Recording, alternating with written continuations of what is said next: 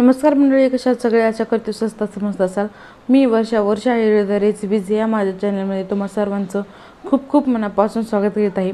मटरचं season बऱ्यापैकी संपत आलेला आहे आणि फ्रेश भाज्या ज्या सीझनमध्ये भेटतात त्या सीझनमध्ये भाज्या खाल्लेला आणखी सगळ्यांना माहीत आहे, चांगलंच असतं। सो म्हटलं चला ही रेसिपी तुमच्यासोबत शेअर करावी। थोडा उशीर झाला आहे ही रेसिपी शेअर करायला, पण काहीच हरकत नाही, तुम्ही ही रेसिपी एन्जॉय करू शकता आणखी सुद्धा।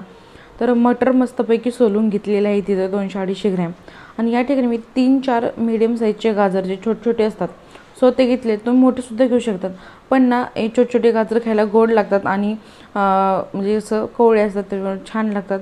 तुम्ही अशा पद्धतीने कट करून घेतले, तुम्ही कशाही पद्धतीने कट करू शकता। मस्त अशी आपण एक रेसिपी शेअर करणार आहोत, जे की त्याच्यामध्ये आपण तेल टाकणार नाहीत, कोणतेही जास्त मसाले स्पाइसेस टाकणार नाहीत, जास्त वेळ कुक करणार आहेत। तर सगळ्यालाच माहीत आहे मातीच्या भांड्यामध्ये जेवण बनवले एकदम उत्तम आहे। जर्मलचे भांडे शक्यतो टाळा, आणि की त्यांनी आपलं आयुष्य कमी होतं। सो मातीचं भांडं मी गॅसवर ठेवलेलं आहे, गॅसची फ्लेम लोच ठेवलेली आहे, कारण की एकदा मातीचं भांडं तापलं की पदार्थ शिजायला वेळ लागत नाही, त्याच्यामुळे लो फ्लेमवर सगळं मी प्रोसेस करणार आहे। मटर आणि गाजर स्वच्छ धुवून घेतलेलं आहे, ती यामध्ये टाकलेलं आहे। अर्धा कप पाणी फक्त टाकलेलं आहे, कारण की मटरमध्ये बऱ्यापैकी पाणी असतं, त्याच्यामुळे जास्त पाणी टाकायची गरज नाही। आणि झाकून ठेवायचं आहे 5-7 मिनिटं आपले लो फ्लेमवर। मस्तपैकी तुम्ही बघू शकता आपले मटर शिजले गेले आहेत। शिजत आहेत तोपर्यंत आपण या ठिकाणी भाजीला टाकायला प्युरी बनवून घेऊयात। या ठिकाणी 2 ते 3 लाल टोमॅटो घेतलेले आहेत मी, तर या ठिकाणी तुम्ही ओला नारळ घेऊ शकता किंवा खोबरं घेऊ शकता। 1 वाटी आपण म्हणू शकतो तर ते खोबरं घेतलेलं आहे, किंवा ओलं खोबरं असेल तर ते देखील चालेल। 2 हिरव्या मिरच्या घेतलेल्या आहेत, जर कमी तिखट आवडत असेल तर 1 मिरची टाकली तरी देखील चालेल। सांगितलं नमक, थोडीशी हळद, जिरे, आणि जिरा पावडर असेल तर जिरा पावडर टाका, नाहीतर जिरे, आणि थोडंसं कलरसाठी मी लाल मिर्च पावडर अर्धा चमचा या ठिकाणी घेतलेला आहे। ती टोमॅटोच्या याच्यामध्ये टाकून मिक्सरला अशी छान अशी घट्ट अशी प्युरी बनवून घ्यायची आहे। आणि दालचिनी ची पावडर असेल तर दालचिनी पावडरसुद्धा थोडीशी टाकून घ्यायची आहे। एकदम मस्त वास येत आहे, एकदम सुगंधित। आणि हां, याच्यामध्ये कोणतंही आपण ऑइल वगैरे वापरलं नाही, आणि तुम्हाला सात्विक व्हेजिटेबल्सची सब्जी ही एकदम छान लागते। आणि 2 मिनटं गॅस बंद करून आपल्याला ही प्युरी टाकून घ्यायची आहे, झाकून ठेवायचं आहे 5 मिनटं। आणि तुम्ही बघू शकता एकदम मस्त अशी आपली भाजी या ठिकाणी बनवून तयार होते।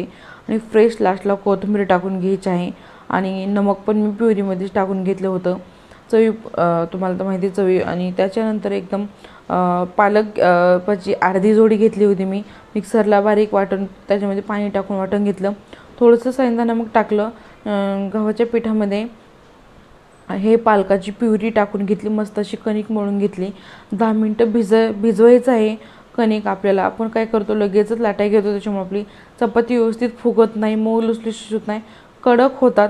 तर 10 मिनटं भिजल्याच्या नंतर एक छोटासा गोळा घेतलेला आहे, उंडा बनवून घेतलेला आहे, मस्त अशी चपाती बनवून घेतलेली आहे। आणि आता चपाती मस्त आपल्याला भाजायची आहे। आता ही चपाती तुम्ही लोखंडाच्या तव्यावर भाजू शकता किंवा मातीच्या तव्यावर भाजू शकता। तर मी हा तवा आता म्हणजे रिसेंटली घेतलेला आहे। अगोदर माझ्याकडे 2 तवे होते लोखंडाचे, पण एक भाकरीसाठी होता आणि एक डोस्यासाठी होता। मला चपातीसाठी तवा नव्हता, मातीचा तवा होता, पण मातीच्या तव्यावर एकदम लो फ्लेमवरच तुम्हाला माहिती आहे चपाती भाजावी लागते। त्यांचा काही डबा करायचा असले की गडबड होते, म्हणून मला हा असा तवा पाहिजे होता। सो परफेक्टली तवा भेटलेला आहे, आणि फक्त मी 200 रुपयाला घेतलेला आहे हा तवा। तर त्याच्यावर चपाती अशी मस्तपैकी भाजून घ्यायची आहे।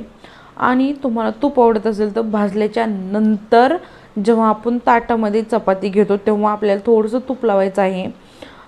तव्यावर असताना तूप लावायचं नाही, कारण की ना तव्यावर असताना तूप लावले एवढे फायदे भेटत नाहीत, कारण की ते खालून उष्णता असते, त्याच्यामुळं तुपातले गुणधर्म थोडे का होईना प्रमाणात जळून जातात।